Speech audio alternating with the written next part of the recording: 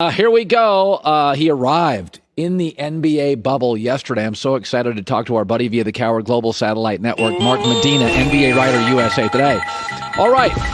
Okay, let's just set the scene. You're sitting obviously in a hotel room. Our audience is watching. Mark, great to see you. Set the scene.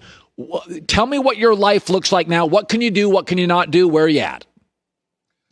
Yeah, Colin, good to see you. I'm in Orlando at the Coronado Springs Hotel. That's on the campus of the ESPN Wild World of Sports Complex, where all 22 NBA teams that are participating are on site. Now, what I can do, what I can't do, I got in yesterday, and I'm going to be under quarantine for at least a week, and I'm being subject to daily testing. I got tested last night, but basically I have to get tested every single day. And as long as those tests continue to be negative, I'll be out of quarantine at the end of the day next Sunday. But, there's really not much I can do even when I'm out of quarantine. What I'll be able to do is go to practices, go to shoot-arounds, go to the arenas once the season starts July 30th.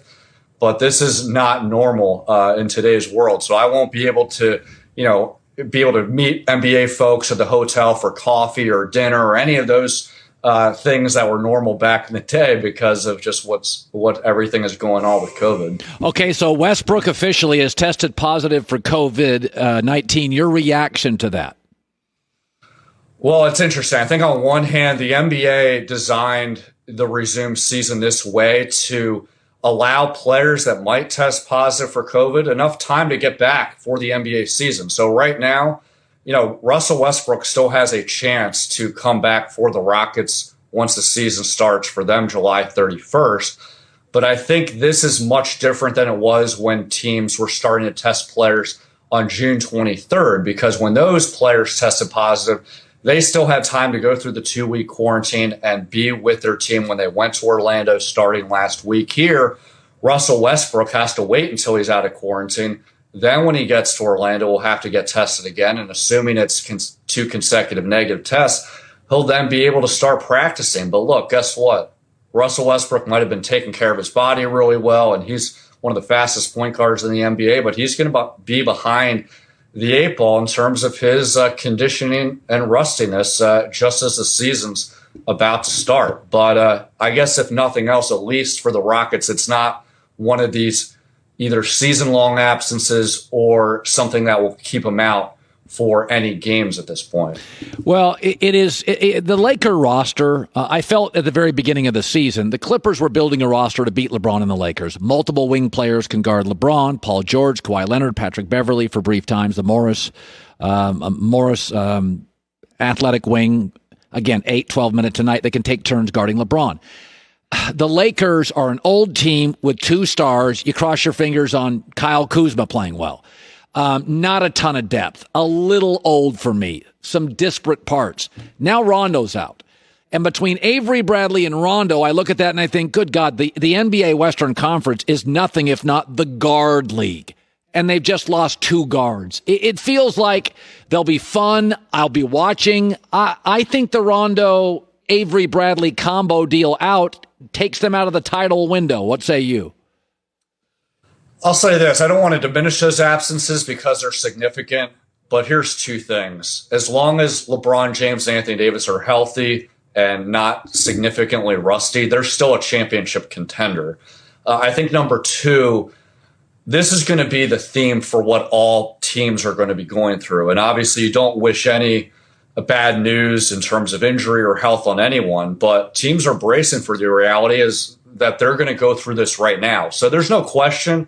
If you're looking at the LA teams, yeah, the Clippers have more depth. They're in a better position right now. But because of the messiness of the situation of, guys not going to be in the greatest shape since they haven't played since March, anticipated injuries, anticipated positive COVID tests, every team to some degree is going to be lacking depth. And I think for any team in the NBA, as long as their star players are healthy, they still have the fighter's chance. I think once you get to that point where those guys are casualties, that's when the picture starts changing. What'd you make of LeBron deciding not to put anything in the back of his jersey? The NBA had some pre-approved messages, and LeBron's like, listen, it doesn't fit my mission. I don't think anybody doubts LeBron is, he's on the right side of stuff.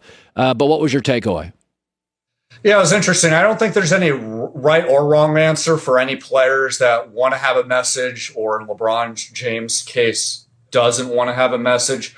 But I didn't understand why he wasn't in the loop on this, or, the suggestion that he was saying that, the players union didn't run different suggestions by him and other players. That part befuddles me. But as far as how players decide what they want to do, I think at the end of the day, whether you have a message on your jersey or not, the things that players are more concerned about is how do they take that next step into, providing tangible change. I think at this point in time, with what's going on in the world, everyone's aware of the issues that they're talking about. And now it's about, okay, what initiatives can they be a part of to address some of these reforms?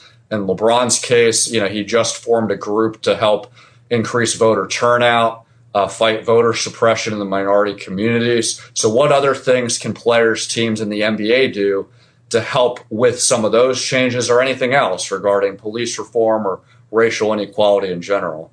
By the way, Rondo just said the food's no good. Or who had said the food's no good? One of these NBA guys. And I'll be honest with you, I like hotel food. So when I go to a hotel, I turn the air conditioning down to about 66 degrees, and I order hummus and salmon, and that's what I eat for 7 days and watch movies and documentaries. So give me an update on the Disney food. What did you have to eat this morning? Yeah, I had like an egg sandwich, a few pieces of a croissant. Look, like, I can confirm what Rondo says. The food's not great. I've been a seasoned traveler. I've been in much more luxurious hotels, have better meals. But at the end of the day, who cares? Like, we're in the middle of a pandemic, and I'll just take it that I'm at least able to travel again. I hadn't been traveling since February when the NBA was having All-Star Weekend in Chicago. So I'll take it. I mean, whatever inconvenience there are of the food not showing up on time, or it's not the meal that you'd like, it really doesn't matter. Okay, that's a guy that's just handling it. Sometimes you just have to realize with COVID, we're all just like, life's not perfect. It's just not. I mean, I drove by an In-N-Out burger yesterday. It was 40 cars long. I'm like, oh, my God. Good seeing you, Mark. As always, thanks, bud. Yeah, good seeing you guys, and be well, be safe. All right, you too. Hi, everybody. Thanks for watching. Subscribe here to get the latest from the show. Also, be sure to check out more of the best clips from The Herd, or go watch a few segments from other shows on FS1.